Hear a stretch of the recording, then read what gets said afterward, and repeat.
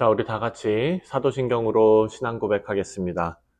전능하사 천지를 만드신 하나님 아버지를 내가 믿사오며 그 외아들 우리 주 예수 그리스도를 믿사오니 이는 성령으로 잉태하사 동정녀 마리아에게 나시고 본디오 빌라도에게 고난을 받으사 십자가에 못 박혀 죽으시고 장사한 지 사흘 만에 죽은 자 가운데서 다시 살아나시며 하늘에 오르사 전능하신 하나님 우편에 앉아 계시다가 저리로서 산 자와 죽은 자를 심판하러 오시리라.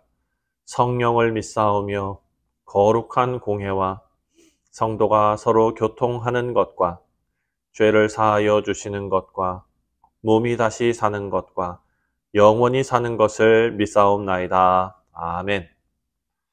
찬송가 445장 태산을 넘어 험곡에 가도 함께 찬송하겠습니다.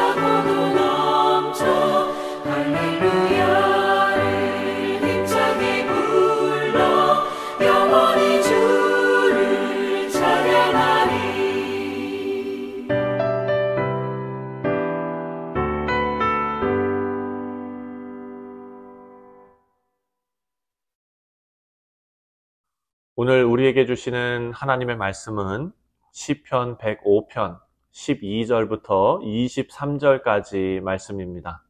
그때 그들의 사람 수가 적어 그 땅에 나그네가 되었고 이 족속에게서 저 족속에게로 이 나라에서 다른 민족에게로 떠돌아다녔도다. 그러나 그는 사람이 그들을 억압하는 것을 용납하지 아니하시고 그들로 말미암아 왕들을 꾸짖어 이르시기를 나의 기름 부은 자를 손대지 말며 나의 선지자들을 해하지 말라 하셨도다.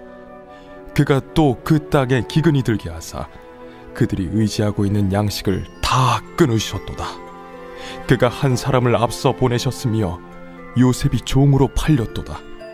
그의 발은 착고를 차고 그의 몸은 쇠사슬에 매였으니 곧 여호와의 말씀이 응할 때까지라. 그의 말씀이 그를 단련하였도다.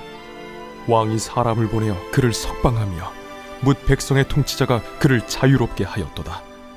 그를 그의 집의 주관자로 삼아 그의 모든 소유를 관리하게 하고 그의 뜻대로 모든 신하를 다스리며 그의 지혜로 장로들을 교훈하게 하였도다. 이에 이스라엘이 애굽에 들어가며 야곱이 함의 땅에 나그네가 되었도다. 네, 사랑하는 성도님들, 어제 말씀에 이어서 오늘 본문 말씀도 우리를 아브라함과 이삭과 야곱의 시대로 데려가서 이스라엘 초기 역사 가운데 하나님께서 어떻게 행하셨는지 그 하나님의 신실하심을 생각하게 합니다.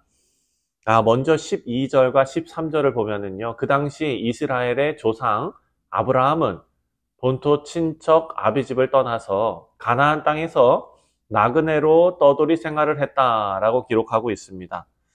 12절입니다. 그때에 그들의 사람 수가 적어 그 땅에 나그네가 되었고, 그리고 13절, 이 족속에게서 저 족속에게로, 이 나라에서 다른 민족에게로 떠돌아 다녔도다. 그 당시 아브라함은요, 소수의 가족 중심으로 이루어진 공동체였습니다. 가나안의 왕들로부터 위협을 받을 수 있는 그런 상황이었죠. 하지만 하나님께서 이 소수의 작은 공동체를 그런 위험으로부터 보호하셨습니다. 14절과 15절을 보면 하나님께서 가나안의 아비멜렉 왕으로부터 아브라함을 보호하신 사건을 대표적으로 언급하고 있습니다. 15절입니다. 이르시기를 나의 기름 부은 자를 손대지 말며 나의 선지자들을 해하지 말라 하셨도다. 자, 우리가 잘 아는 대로 아브라함은 자신의 안전을 위해서 자신의 아내 사라를 누이라고 속였던 일이 있었죠. 하지만 하나님께서 가나안 왕 아비멜렉에게 개입하셔서 아브라함과 사라를 보호하셨습니다. 그런데 특이한 것은 오늘 이 본문을 보면은요, 15절에 아브라함을 나의 기름 부은 자, 그리고 나의 선지자 이렇게 부르십니다. 여러분, 창세기 말씀을 보면 아브라함이 선지자로 불린 적은 있습니다. 창세기 20장에 나옵니다. 하지만 아브라함을 나의 기름 부은 자로 부르신 적은 없습니다. 이것은 하나님께서 아브라함을 통해 세우실 하나님 나라의 대리인으로서 그 시대를 살게 하시는 계획이 있으셨다라는 것을 이 시편 기자는 우리에게 알려주고 있습니다. 아브라함을 나의 기름 부은 자, 나의 선지자로 부르시면서 모든 위협으로부터 아브라함을 지켜 보호하신 것입니다. 우리 사랑하는 성도님들, 이 시편을 통해서 우리가 다시 한번 깨닫게 되는 것은 우리 주님의 몸된 교회로 우리는 모두는 하나님의 나라를 위해 부름받았다라는 사실이고 선택받았다라는 것을 알게 됩니다. 그리고 그 사명이 다하기까지 하나님께서 아브라함을 지켜 보호하신 것처럼 우리도 보호하시고 하나님의 뜻을 우리 가운데 이루실 줄 믿습니다. 하지만 한 가지 분명한 것은요, 하나님께서 우리 유익을 위해서 때때로 고난도 허락하신다라는 사실입니다. 하나님의 일을 한다고 아무런 어려움이 없는 것은 아니라는 것입니다. 16절부터 23절을 보면은요, 이스라엘 자손이 어떻게 애굽으로 이주하게 되었는지 그 내용을 기록하고 있는데요. 16절을 보면 그가 또 그 땅에 기근이 들게 하사 그들이 의지하고 있는 양식을 다 끊으셨도다. 이 말씀에 나오는 기근은 요셉이 애굽의 총리로 있을 때 일어났던 그 7년 대기근을 말하는 것입니다. 여러분, 이 기근은 애굽뿐만 아니라 가나안 땅을 비롯해서 근동 전체에 나타난 재앙과 같은 어려움이었습니다. 그런데 이 본문 16절은요, 그 기근이 우연히 나타난 것이 아니라 하나님께서 이스라엘 자손을 위해서 그들이 믿는 양식을 끊기 위해서 하나님께서 내리신 기근이다라고 설명하고 있습니다. 생각해보면 사실 이 7년 대기근이 없었으면 요셉은 애굽의 왕 바로의 신임을 얻을 수 없었을 것이고 총리가 될 수도 없었을 것입니다. 결과적으로 기근을 통해서 요셉이 바로의 꿈을 해석하고 총리가 될 수 있었던 것입니다. 우리 사랑하는 성도님들, 이 세상에 임하는 모든 재난은요, 우연히 발생하는 것이 없습니다. 하나님의 뜻과 섭리 가운데 발생한다라는 것을 우리는 알아야 합니다. 이것은 비단 자연재해뿐만 아니라 아주 사소한 새가 날고 풀이 마르는 것처럼, 그리고 비가 내리는 것처럼 아주 사소해 보이는 그 어떤 일도 하나님의 섭리와 허락이 없으면 일어나지 않는다라는 사실입니다. 그런데 오늘 말씀에 나오는 이 기근의 원인을 잘 살펴보면 이스라엘 자손들이 그를 의뢰하는, 다시 말해서 믿고 의지하는 먹을 것, 양식을 끊어놓기 위해서 기근을 보내셨다라고 기록합니다. 여러분, 이스라엘 자손들은요, 하나님께서 아브라함에게 하신 약속의 수혜자들입니다. 하나님께서 아브라함과 맺은 언약의 핵심은 그들이 복의 근원이 되게 하시겠다라는 것이었습니다. 복의 근원이 된다는 것은 일단 그들이 복을 누리는 것을 전제로 하죠. 그래서 우리가 아브라함의 복을 말할 때 복이 흘러 넘쳐 풍성하게 다른 사람에게 흘러가는 복의 통로를 이해합니다. 그래서 우리가 축복할 때 아브라함과 같은 복을 받기를 축복합니다. 그러면 다들 기분이 좋아요. 왜?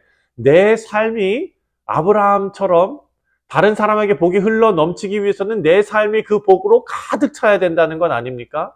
사랑하는 성도님들, 하지만 하나님께서는요, 이스라엘 자손에게 그런 복을 주신 것이 아니라 기근을 보내고 고난을 주셨습니다. 하지만 역사적으로 보면 이들에게 기근이 내린 것은 이스라엘 자손에게는 결과적으로 유익이었다라는 것을 알게 됩니다.